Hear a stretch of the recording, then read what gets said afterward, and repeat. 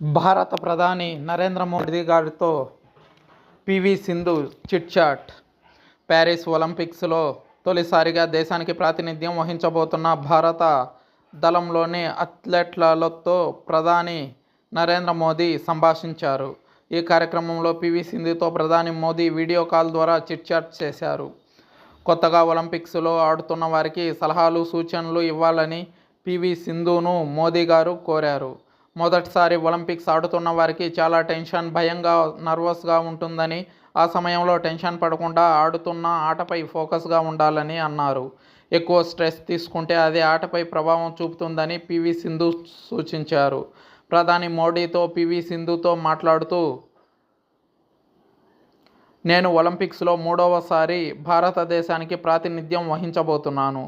నేను 2016లో రజత పతకం, 2020లో కాంస్య పతకం సాధించాను.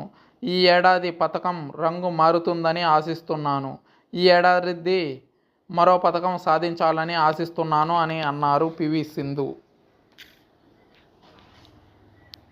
పివి సింధుతో పాటు ఒలింపిక్స్లో పాల్గొనున్న ఆటగాళ్లతో చిట్ చాట్ చేశారు మోదీ. వారికి శుభాకాంక్షలు తెలియజేశారు.